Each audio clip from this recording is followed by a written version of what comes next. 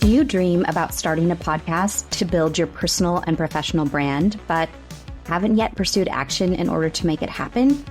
Or worse, feel that you've given up on your podcast before even starting? That is exactly how I feel about this podcast. I dreamed about this podcast a year ago. I sat on the idea for over 6 months. Would I have enough to talk about? Would I say the right things? What if I start and then nobody listens? In December, I had a momentary burst of ideation and I quickly recorded my trailer. I designed my podcast cover in Canva myself, and being the podcast producer I am, had it up on Spotify and Apple Podcasts all within a week. And then, guess what? It sat there for 5 months. Why? Because the doubt creeped in again. What if I don't say the right things? What if nobody wants to listen to me? I also should preface this all by telling you right off the bat, I am an overthinker and a total perfectionist. When I do something, I have the hardest time doing it at 50%. It's like if someone asked me for an apple and I end up baking an apple pie for them instead. Hearing those words out loud, I know how ridiculous that sounds, but still, I do it. And if any of you can relate, thank you. So that is what happened with my podcast. I really wanted to start it, but I got into my fear about everything and ended up leaving it in the dust, at least temporarily. Because about a month ago, I started working with a new podcaster. In her career and life, this woman is so impressive. She's been in a leadership role for over 12 years, managed every size team, and is now an executive director at one of the top-tiered universities in California. Feeling like she was in a bit of a rut in her career, she came to me with the glimmer of an idea to start a podcast. From the first moment we chatted, I was adamant and passionate for her. I told her about how a podcast would be perfect for her, that she didn't have to sit back and idly wait for a new opportunity to pull her out of her rut, that she could take the reins of her own life and start a passion project that really meant something to her. That not a single podcast episode would be wasted because ultimately every episode is a step toward building her personal and professional brand. And so we worked together and established her target audience and niche. She would share everything she knows about being a leader, change the story of what makes a good manager, and challenge the status quo of corporate America. 2 episodes in, and she has already smashed through one of the KPIs we set for her. And here I was, afraid to hit record on my first episode. And that is when a little voice whispered to me, start before you are ready. Start with the apple, not the apple pie. Meaning start with 1 episode and slowly start building out an entire podcast season. So here I am recording my first episode. And guess what?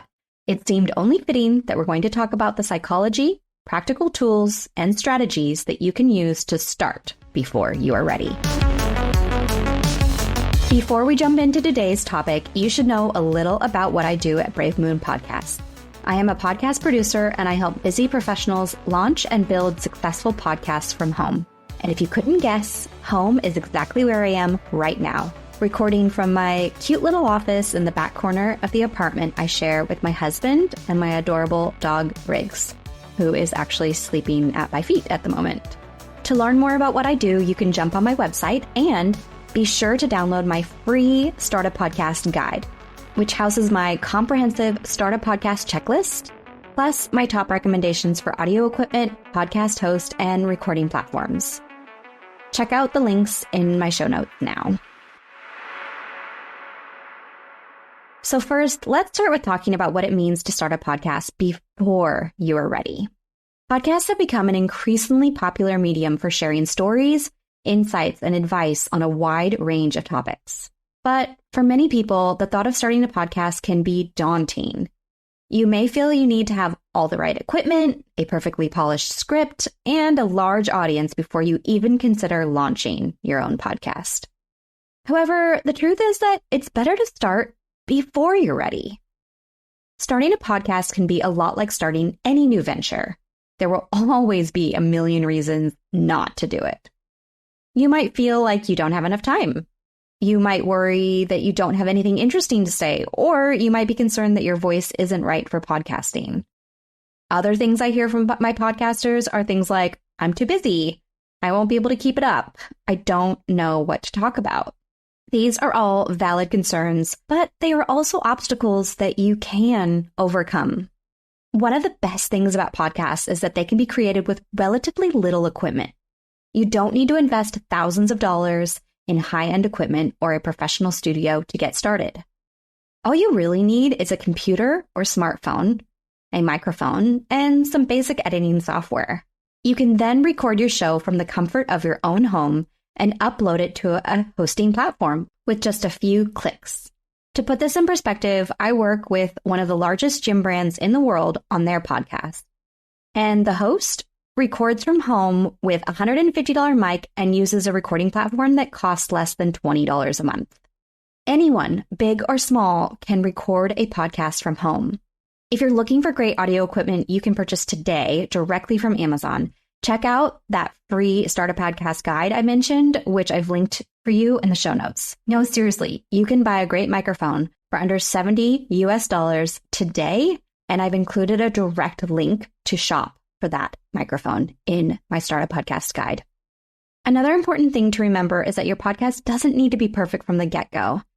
I know, take it from the turning apple into apple pie girl. You will inevitably make mistakes, stumble over your words, and have technical issues along the way. Similar to what you're hearing today. Even as a podcast producer, I know I'm making mistakes, and I know I could be doing this better or promoting this better in some way I don't even know about yet. But I'm still here, showing up for you in this podcast and doing it because I really, really want this to be my reality. And it's all part of the learning process. See, the mistakes, the errors, and problem solving will only make you better as you continue to make new episodes. You'll find your footing, you'll find your workflow, and you'll ask for feedback and recommendations that will make your podcast the best it can be. In fact, many of the most successful podcasters started out with less than perfect shows, but they kept going and eventually found their voice. If you don't believe me, go back and listen to the first couple episodes of your favorite podcast and see if they sound any different. Whether it's audio quality, interview questions, and conversation flow, or confidence in your tone, you'll usually see a huge improvement as the episodes progress. And whether you listen to them from the beginning or not, these subtle improvements every single time isn't registering to you. What registers to you as the listener is the connection that you're building with that podcaster, the loyalty you feel with the community they've built. That's what matters the most. Starting before you're ready can help you to build momentum and gain confidence. The longer you wait to launch your show, the more time you have to talk yourself out of it. Look at me. I spent almost a year talking myself out of it simply because I couldn't talk myself into it. But if you take the plunge and release your first episode, you'll have taken a crucial first step towards achieving your podcasting goals. And as you continue to produce episodes and build an audience, you'll become more comfortable with the process and more confident in your abilities. Of course, starting a podcast before you're ready isn't always easy. You're going to have to leave your old routine behind in order to fit your podcast into your new weekly routine. You're going to have to reprioritize things. You're going to have to keep going even when you're not getting the external validation that you deserve. It can be scary to put yourself out there, and it can be frustrating to struggle with technical issues or other challenges. But the rewards can be enormous. Podcasting can be a powerful way to connect with others, share your knowledge and experiences, and build a platform for your ideas. And the sooner you start, the sooner you can begin to reap these benefits. So here's 5 hacks to starting a podcast before you're ready. Number 1, motivation comes after action, not before. This is really confusing for a lot of people, but it's the most important lesson you'll ever learn. It can be applied to so many things. Going to the gym doesn't take motivation, it takes action. Reading a book doesn't take motivation, it takes action. Starting a podcast doesn't take motivation, it takes action. Regardless of what you want to get motivated about, the answer always begins with action. It's how our brains work. Once you start the action and continue with the action, your brain starts to release the necessary hormones and sciencey stuff to turn your action into a routine, which could be referred to as when you get quote unquote motivation.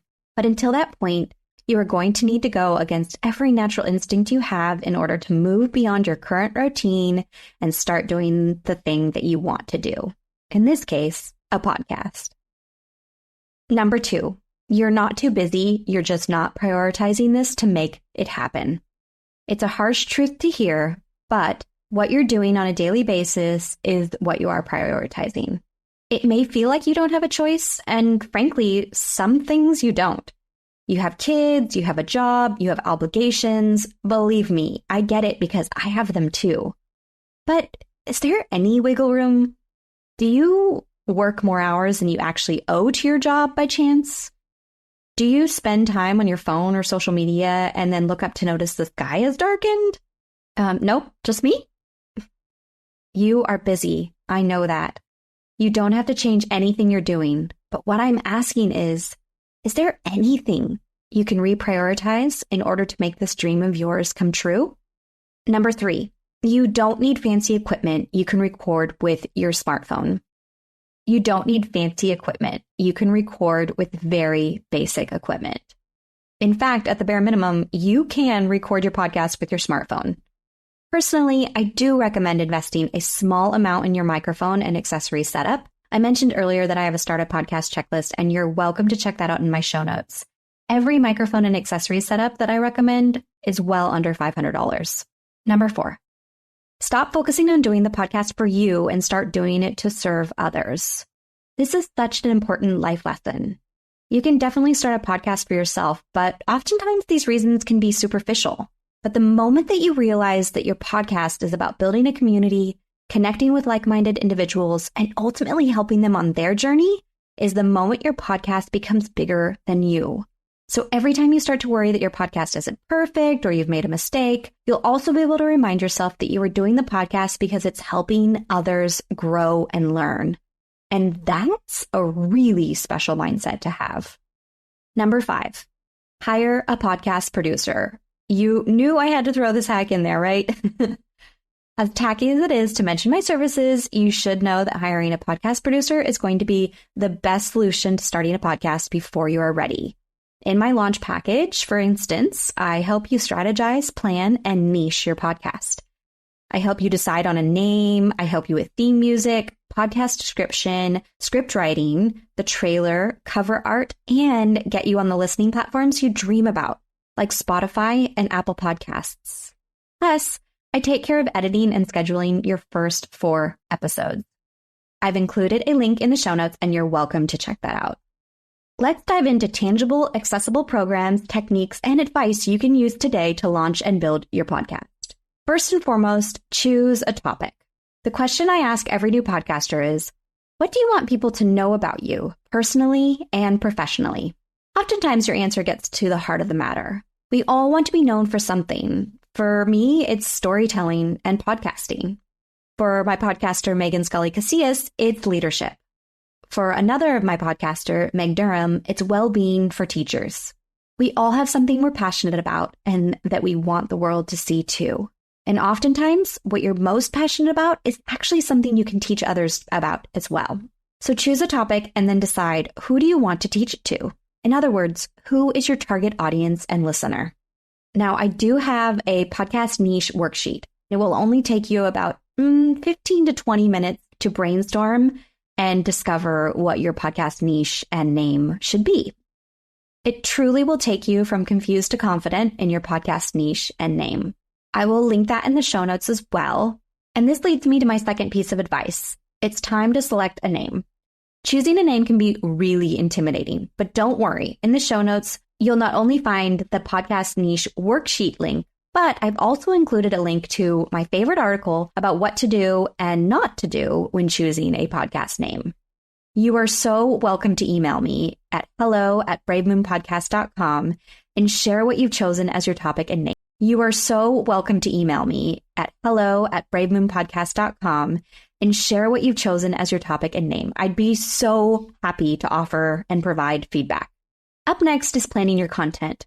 Once you've got your niche, topic, target audience, and name nailed down, my best piece of advice is to jump onto ChatGPT. Yep. I'm here to offer you effective, easy, streamlined ways to start a podcast, and jumping on ChatGPT will speed up your podcasting process immensely. So here's what you do. Sign up for ChatGPT for free. Yes, it's free no matter how many times you use it.